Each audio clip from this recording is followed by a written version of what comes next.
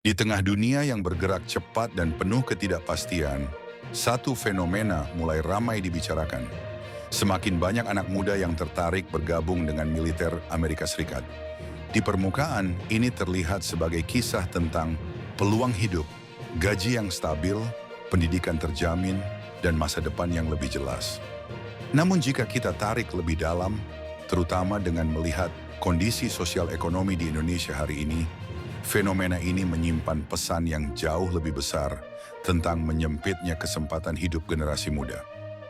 Di Indonesia, profesi militer sejak lama dianggap sebagai simbol stabilitas dan kehormatan.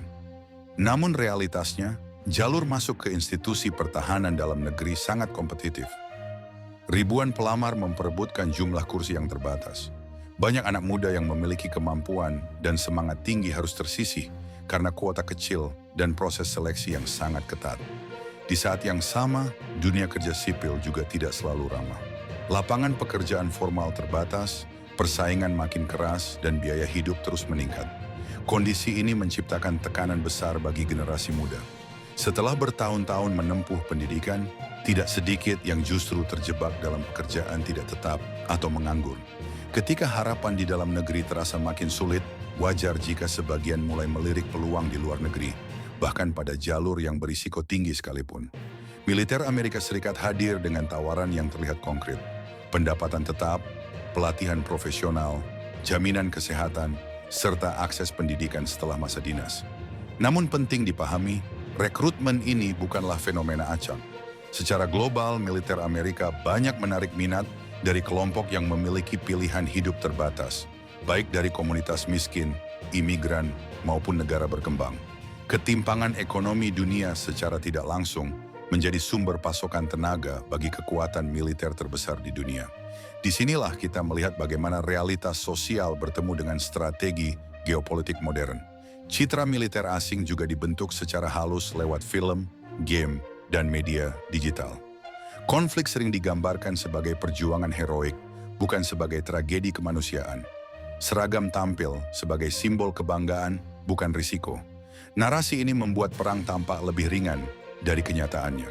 Padahal, di balik itu, banyak prajurit yang harus menghadapi trauma berat, luka fisik, dan tantangan mental jangka panjang setelah kembali dari medan konflik. Dari sudut pandang geopolitik, militer Amerika Serikat berperan besar dalam menjaga kepentingan strategis global, mulai dari jalur perdagangan, sumber energi, hingga stabilitas kawasan tertentu. Banyak operasi militer berkaitan erat dengan kepentingan ekonomi internasional. Anak muda yang bergabung akhirnya berada di tengah dinamika besar yang jauh melampaui urusan pribadi mereka. Jika dikaitkan kembali ke Indonesia, fenomena ini seharusnya menjadi bahan refleksi nasional. Bukan soal menyalahkan pilihan individu, melainkan membaca pesan sosial di baliknya. Ketika generasi produktif kesulitan menemukan jalur karier yang stabil dan bermartabat, tekanan untuk mencari peluang ekstrim akan selalu muncul.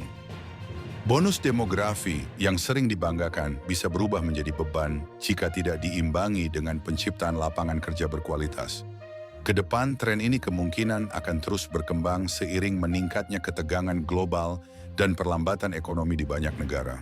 Selama ketimpangan tetap lebar dan kesempatan hidup tidak merata, militer asing dan jalur berisiko tinggi lainnya akan terus terlihat menarik bagi sebagian generasi muda. Pada akhirnya, ketertarikan anak muda terhadap militer Amerika bukan sekadar soal mimpi hidup di luar negeri. Ini adalah cermin dunia yang belum adil dalam membagi kesempatan. Ketika perang mulai dipandang sebagai profesi yang menjanjikan, itu pertanda bahwa sistem sosial dan ekonomi membutuhkan perbaikan serius. Menurut kalian, apakah fenomena ini muncul karena daya tarik globalisasi atau karena kesempatan hidup di dalam negeri semakin sempit? Apakah ini pilihan rasional generasi muda atau sinyal masalah struktural yang lebih besar?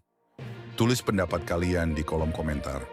Jangan lupa like jika analisa ini bermanfaat, share agar diskusi makin luas, dan subscribe untuk konten analisis sosial politik berikutnya.